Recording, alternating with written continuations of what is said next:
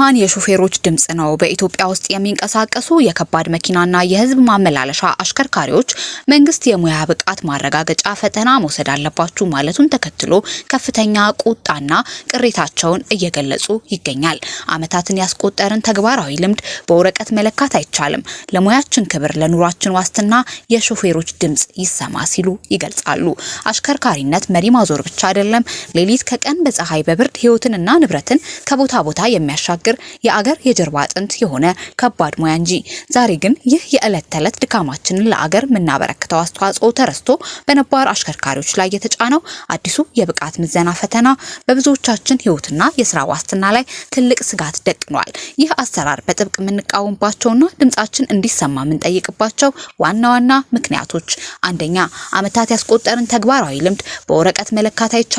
አንድ አሽከርካሪ ብቁም የሆነው ለአመታት በአስቸጋሪ መንገዶች ላይ ካሳለፈው የተግባር ልምድ ከገጠመው ፈተና ካዳበረው ጥንቃቄ እንጂ በፈተና አዳራሽ በሚሰጥ ጥያቄና መልስ አይደለም። ዛሬ ብቃት የላችሁም ተብለው ከስራ ሊገለሉ የተዘጋጁ ሹፌሮች ለአስርተ አመታት አገር ያሻጋሩና በመንገድ ላይ የሸበቱ ባለሙያዎች ናቸው። በተግባር የታየን ዕውቀት በንድፈ ሐሳብ መመዘን ፍትሃዊም አይደለም። የአሰራር ግልጽነት መጓደልና የተጓደሉ መሰረተ ልማቶች ምዘናው ከመጀመሩ በፊት ለአሽከርካሪው በቂ ግንዛቤ፣ ስልጠናና ራሱን የሚያዘጋጅበት ጊዜ አልተሰጠም። በቂ ዝግጅት ሳይደረግ የመፈተኛ ስርዓቶቹ ግብአቶቹ ባልተሟሉበት ሁኔታ አሽከርካሪውን በቀጥታ ወደ ፈተና ማስገባት የብዙዎችን እድል ማጨለም ነው። ይህ አሰራር ሙያን ከማሻሻል ይልቅ ሹፌሩን ለከፍተኛ ውጥረትና እንግልት እየዳረገ ይገኛል። የብዙ ሺህ አሽከርካሪዎች የኑሮ ዋስትና አደጋ ላይ መውደቅ፣ ከእያንዳንዱ አሽከርካሪ ጀርባ የሚተዳደር ቤተሰብ፣ የሚያድጉ ልጆችና የሚከፈል የቤት ኪራይ አለ። በሀገራችን አሁን ባለው ተጨባጭ የኑሮ ውድነት ላይ ይህ ምዘና በሺዎች የሚቆጠሩ ሹፌሮችን ያለምንም አማራጭ ከስራ ውጭም ሊያደርግ ይችላል። ከቅጣትና ከማግለል ይልቅ ማበረታታት ይቀድማል።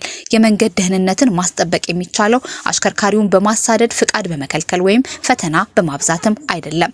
ይልቁንም ነባር አሽከርካሪዎች ያሉባቸውን ክፍተቶች ለይቶ የአቅም ግንባታ ስልጠናዎችን በነፃ በመስጠት እንጂ። ከዛ ይልቅ መንግስት እለት በእለት ለሚገደለው፣ ለሚታገተውና እየወጣ ለሚቀረው የሀገር አገልጋይ ሾፌር ከለላ መሆን፣ የሰቀቀን ህይወቱን የሚገፋበትን የሽፍቶች መንገድ ማስከበር ሲኖርበት፣ እንዲሁም ለትራንስፖርት ምቹ ያልሆኑ ጠባብ መንገድ አባጣ ጎርባጣውን ማሳለጥ ሲኖርበት ይባስ ብሎ እኛ ላይ ጫና መፍጠሩ እጅግ አሳዝኖናል ሲሉ ይገልጻሉ። እንኳን ደህና መጣችሁ ወደ ማልቲ